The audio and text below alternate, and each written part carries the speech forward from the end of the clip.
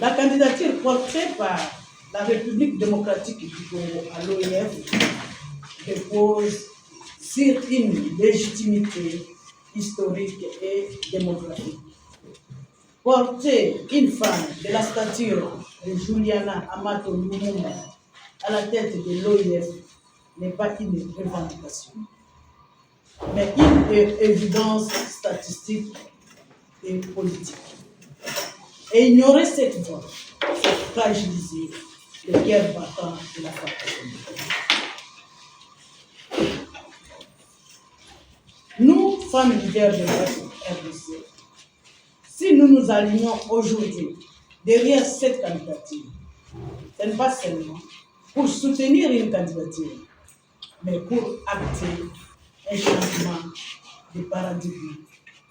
La RDC ne se rend pas au Cambodge en demanderesse, mais elle se rend en exportatrice de sagesse pour fertiliser le monde francophone. À travers sa vision d'une francophonie de peuple et à travers les 9 projets, 9 pour une francophonie neuve, elle propose non pas un simple programme, mais une refondation, c'est-à-dire une francophonie qui réunit les cultures au lieu de les juxtaposer. Une francophonie qui produit ensemble au lieu de s'enfermer dans les chacun pour soi. Une francophonie qui élève ses langues sœurs au lieu de les reléguer au mal.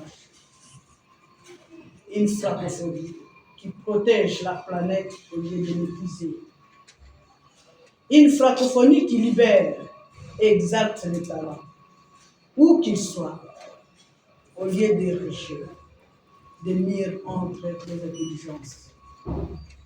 Une francophonie qui réconcilie les savoirs anciens et modernes au lieu de les opposer. Une francophonie qui fait de la paix une science et une mission au lieu de subir les conflits. Une francophonie qui orchestre l'intelligence numérique collective au lieu de fragmenter ses puissances technologiques. Une francophonie qui chante pour unir au lieu de disperser ses forces. Alors dites-moi, comment ne pas choisir un tel projet? Comment rejeter un tel avenir? Comment ne pas cette fois-ci faire le choix d'une vision qui élève, qui rassemble, qui transforme? Comment ne pas voter un projet porté par un pays solution face au dérèglement climatique? Un pays gardien des équilibres écologiques essentiels à l'humanité. Comment ne pas faire confiance à un pays clé de la transition numérique mondiale, situé au cœur des ressources stratégiques qui dessinent l'avenir technologique de notre planète? Nous formulons ainsi le vœu que les décisions à venir puissent contribuer à renforcer le rôle de la francophonie comme espace de convergence, d'innovation et de solidarité entre ses membres. Le monde francophone ne peut plus détourner les regards. Le monde francophone ne peut plus hésiter. Car au-delà d'un vote, au-delà d'une fonction, au-delà d'une institution, ce qui est en jeu aujourd'hui, c'est la capacité du monde francophone à se regarder en face et à se réparer lui-même. Le temps est venu pour réparer. Réparer, non par compassion, mais par justice.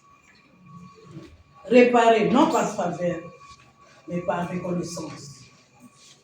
Réparer, non par calcul, mais par politique. Soutenir la candidature de Mme Juliana Amato Lumumba, c'est rendre à la République démocratique du Congo la place qu'il mérite. C'est reconnaître la voix de ce peuple massivement mobilisé derrière sa candidature.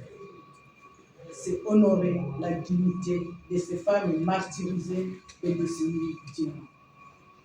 Alors, nous, femmes leaders de la RDC, par notre implication pour le soutien à la candidature portée par la République démocratique du Congo à l'élection du secrétaire général de la République, allons aujourd'hui, juste après cet échange avec la presse, prendre le bâton du PDP et faire la ronde de toutes les ambassades des pays membres de l'UEF pour qu'ils intercèdent auprès de leurs chefs d'État afin qu'au moins, au mois de novembre prochain, au Cambodge, Madame Juliana Amato-Lumumba accède à la fonction de secrétaire général.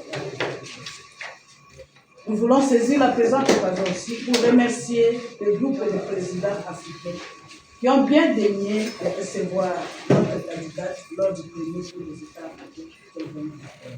Nous vous remercions.